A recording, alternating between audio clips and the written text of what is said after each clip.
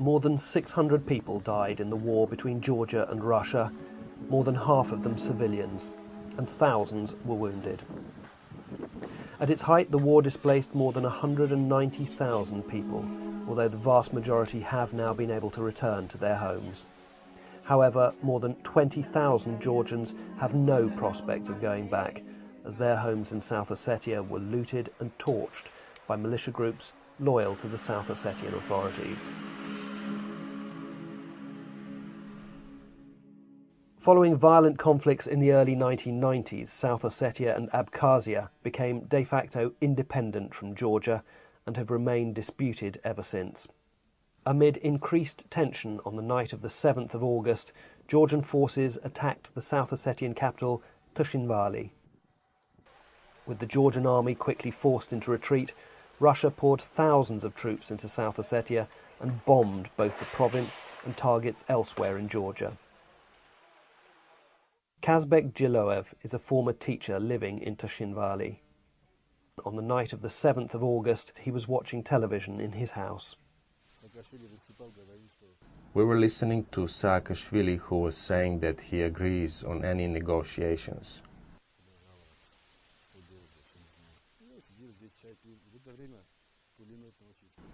I was drinking tea and suddenly I heard gunfire followed by tanks, artillery, guns. We all hid downstairs. 2 hours later I heard explosions. The house shook, the roof exploded, and these 4 Grad missiles fell on our house.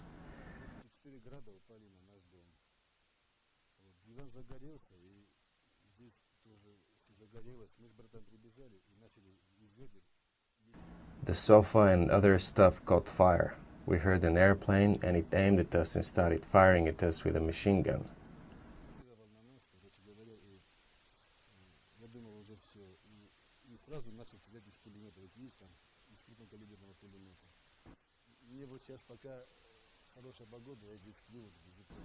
Now I don't have a house. The weather is nice and I can sleep in the garden, but I don't know what to do when the rain comes. Nobody is helping me. I'll never be able to restore the house because I don't have the money.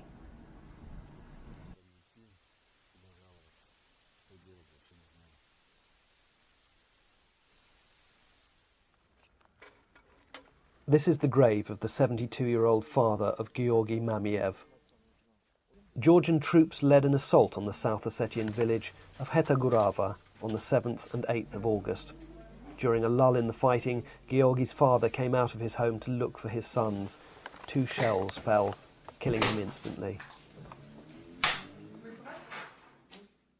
A day or two later, Bejan Bazalidze, from the neighbouring but predominantly Georgian village of Kvermokviti, was forced to flee his home and seek refuge in a centre for displaced people in Tbilisi.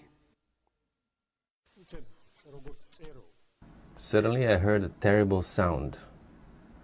I saw explosion in the air and bombs hailing on the ground.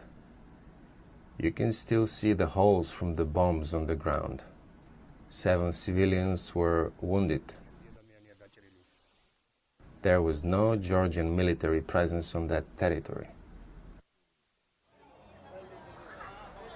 On the 13th of August, 69-year-old Nina Elbakidze and her partially paralysed husband Levan, together with 2 other elderly women, were forced to flee their homes in the village of Kurta, north of Tushinvali in South Ossetia, after the village was repeatedly bombed by Russian air forces, then burnt and looted by militia.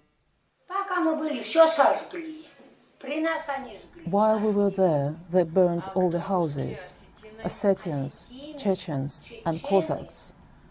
Вот эти узкоглазые и казаки. Все дома сожгли. Пока нас там было в деревне. All the houses were burned. 15 houses in the neighborhood. 7, 8, 15 домов сожгли у нас по соседству. Ждали никакого Красного Креста. We waited, but no Red Cross came to take us out. I got another call, and we were told to get to Gori one way or another. Значит, вышли. Мужчины, этот мне говорит, мой муж и другие бабы. We started walking. The men and some women told me it was dangerous to stay behind, but it was dangerous to go on the main road, so we went through the gardens.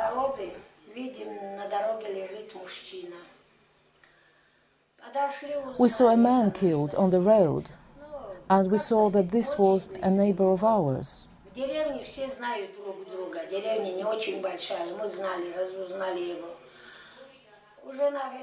He must have been dead a couple of days already, because pigs and dogs were devouring him, his hands and feet.